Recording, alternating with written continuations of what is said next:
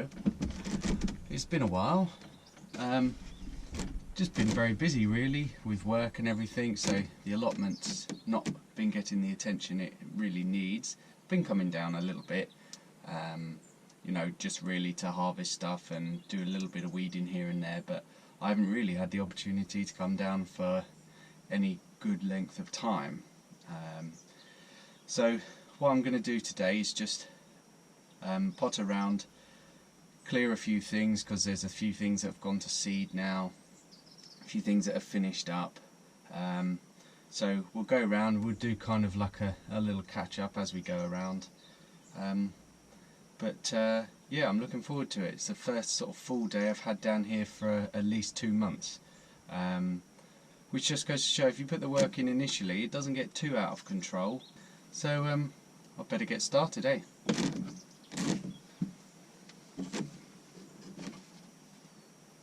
So as we come past some of my tomatoes, we will see my marrow plants. This is going to be my first job today, is to take the marrows out. I've had some really good marrows off these. I might have some pictures of them. If I have, I'll put them up for you. But I mean, I've had a few over 3 kilos. There's a couple more in there waiting, but it looks as though they've got powdery mildew, and unfortunately it looks like it's been transferred onto my pumpkins. So I'm going to get rid of the marrows now, see really to what extent the pumpkins are going to have to be cut back, and we'll go from there.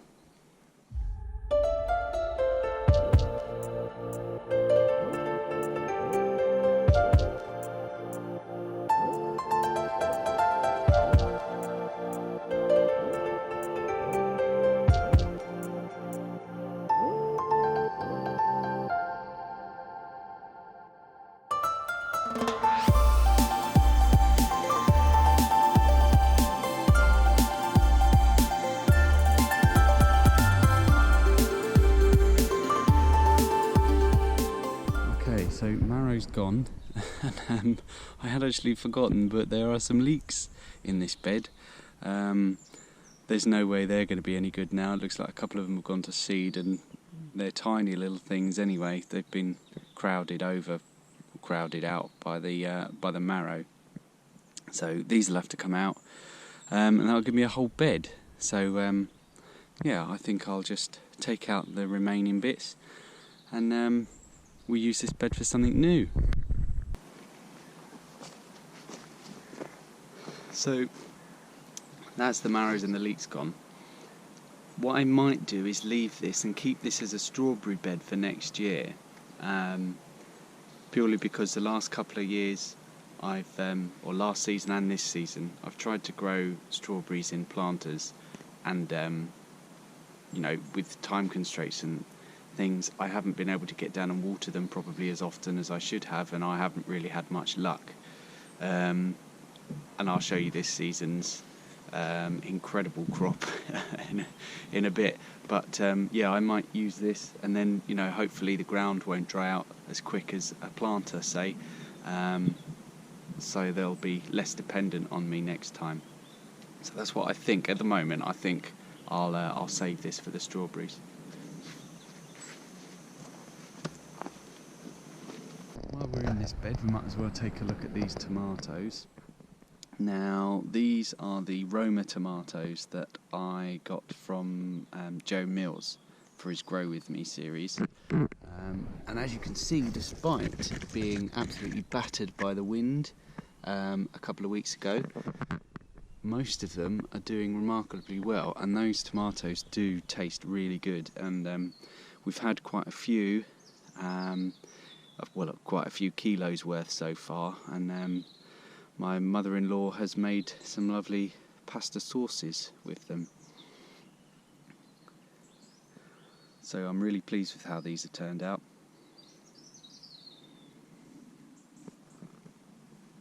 Okay, so next job is the pumpkins. I'm pretty certain this is powdery mildew. It doesn't look like the grey mould.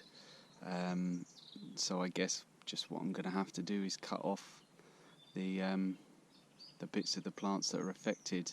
Unfortunately, it does go quite a way down, about halfway down the bed.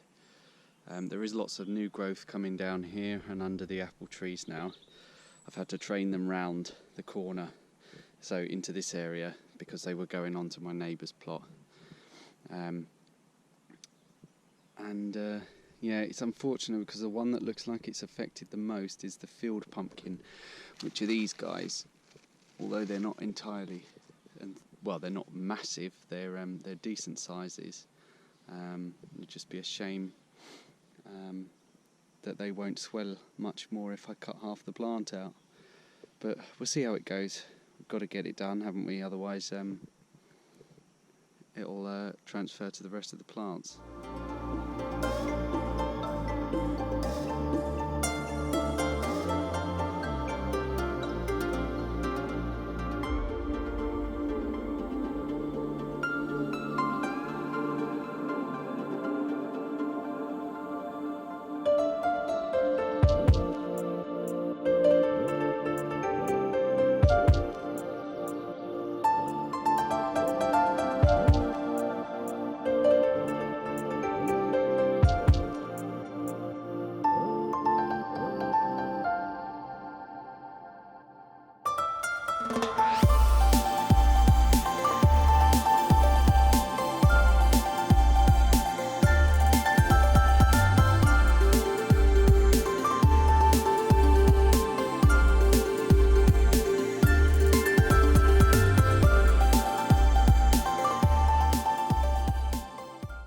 So that's all of the leaves affected by powdery mildew pulled out. Now, a bit weird, but the field pumpkin that Terry sent me and the jack of all that I got from a garden centre as seed, they had powdery mildew on them, but the crown prince fruit, you can see in there, maybe there's quite a few of them in there.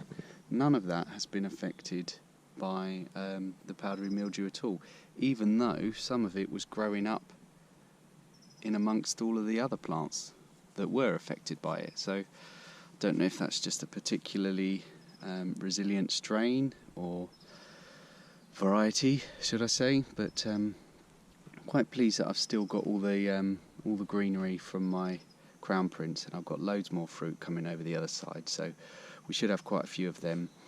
The jack of all, I might have to take that because there's literally no leaves left and there's that one tiny bit of stem left.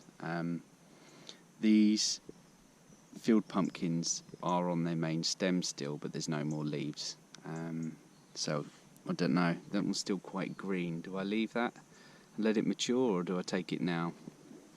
I'm going to leave them for now, and I'll ask you guys what do you think.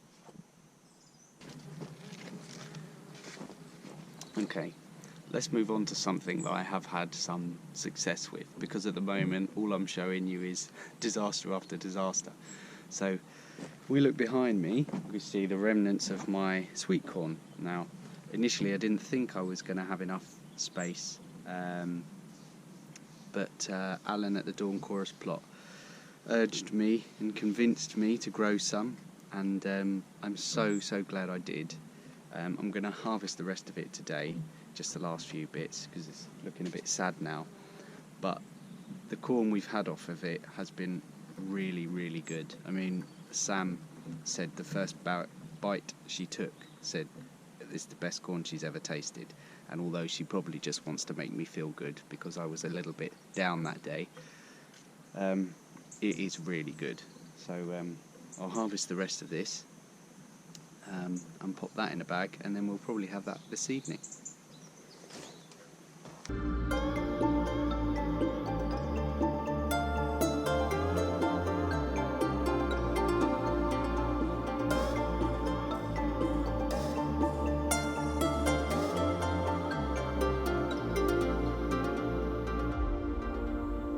Okay, I'm living dangerously down here because there's a wasp party going on up there in an apple, but I really wanted to show you this while we're on the positives.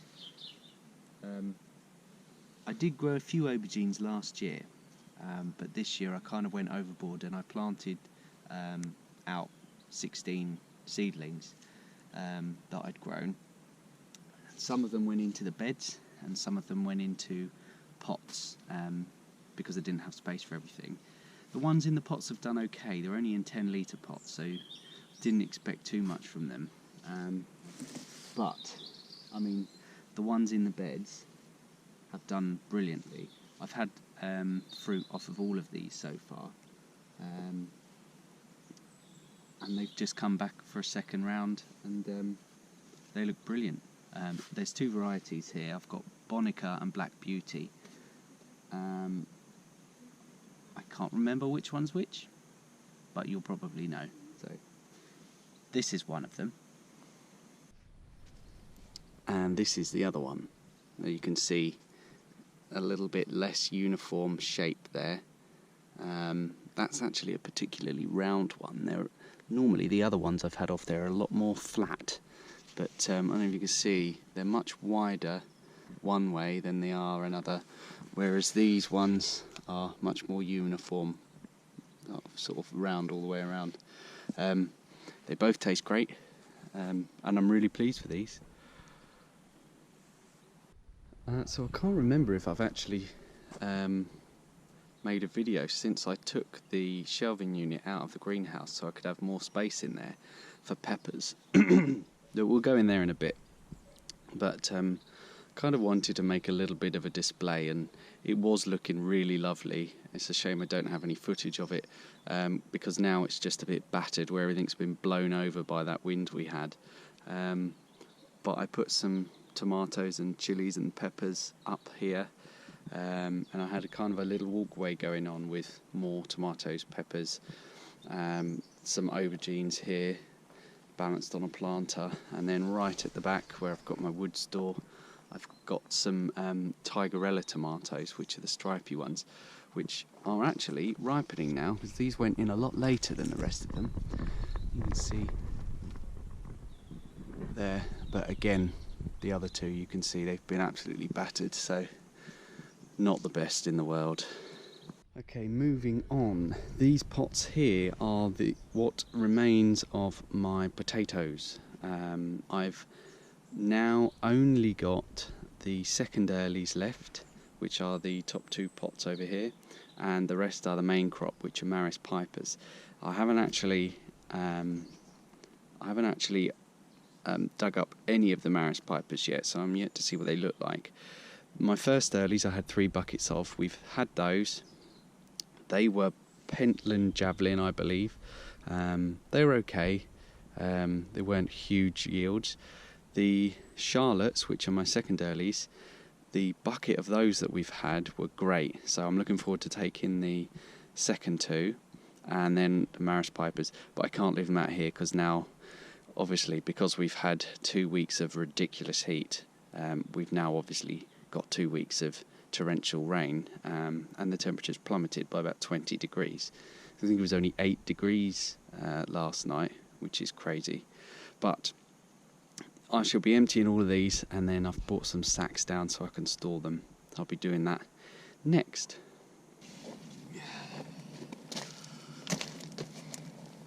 Okay, so these are the Charlottes. I'm not going to bore you. I know everyone likes a potato reveal, but I've got 6 buckets to do, so I'm not going to do that for everyone. I'll just show you what I get at the end, yeah?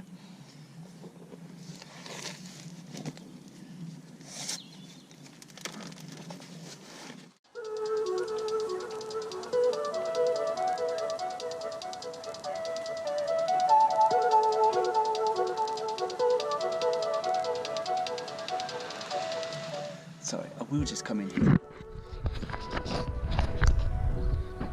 That is a great sight, isn't it? No wonder everyone loves watching potato reveals so much. I know I do. Even if I've seen 100 of them, I'll still watch more.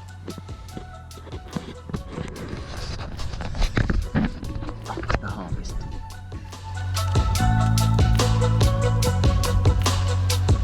Okay, so that is all the Charlottes that were left, so they've got 2 buckets worth in there. I don't think that's too bad. I think I've got one that's a bit green somewhere there, but don't worry, Terry, that'll be a seed potato. The rest of them are pretty good, I think. I can't see any scabs, any problems with them, so really pleased. So I'm going to pop them in a sack. I'll weigh them later and I'll let you know how much I got, and let's get on with the Marrow Pipers.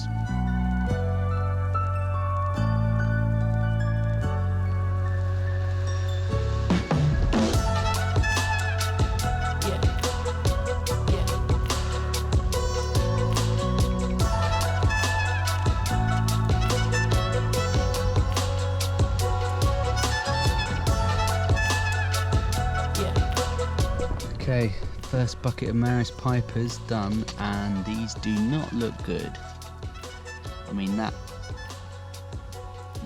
is so soft.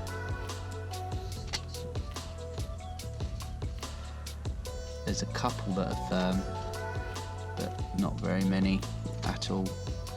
Probably just chuck the whole lot of these. I think that's all, they're all very scabby. Okay, so this is all I've managed to salvage from those 4 buckets of Marrow Piper. It's a bit of a disappointment, but I do have some to eat, and you know, that's the way it goes, isn't it, sometimes. A couple of them are still very scabby, a few of them are okay, but these ones are nice and firm. Whereas if we look over here at the ones, these are all the Marrow Pipers that are no good. These are gone soft, and some of them are so scabby you just wouldn't even want to try. So yeah, lots of potatoes, but not so many good ones.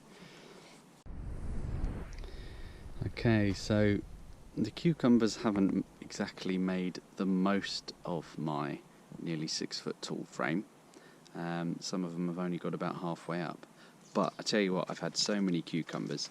I've got a few plants out here and I've got a couple in the greenhouse as well, and we've had 60 cucumbers so far, so I'm very pleased. I'll just take a couple more here. These knobbly ones, I've got 2 varieties of cucumber. One of them's called Marrow, and I think they were the smooth ones. I can't remember what these ones were called, but these ones, the knobbly ones, are quite nice. The smooth ones, the ones that look more like your typical supermarket cucumber, are absolutely foul. They are so bitter. Let's take another one there, a bit of a wonky one. So I don't know why it's the same. I've got one of them out here and one of them in the greenhouse, and they're both very bitter. And I've tried picking them when they're small, I've tried picking them when they're large. It's the same thing. Well, that one's been nibbled out a bit, hasn't it? Oh, that'll be alright. It's a hungry caterpillar. Be alright if we peel that. So yeah, good success with the cucumber plants this year. And in and amongst the cucumbers are a few squash plants. Now these are a little bit pitiful, if I do say so. They are very small, but I've got a few coming. I've had a couple. I'm going to eat some tonight actually. I picked some last week and we're going to have a couple for dinner tonight. So I'll let you know what they're like.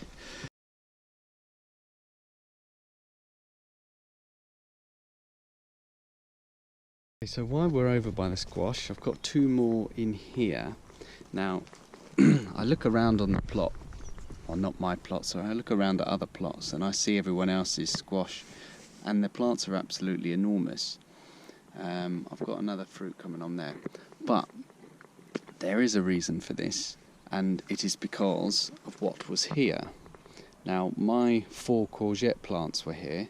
I had 4 here and I had 2 in buckets. The 2 in buckets didn't do brilliant, but the 4 here literally swamped the squashes, and they were so big, and I was coming down every day and picking 3 or 4 courgettes, and in the end we had 119 courgettes. So obviously the 4 of us couldn't eat that many, so we ended up giving a lot away, but we did eat courgette for dinner almost every single day for weeks.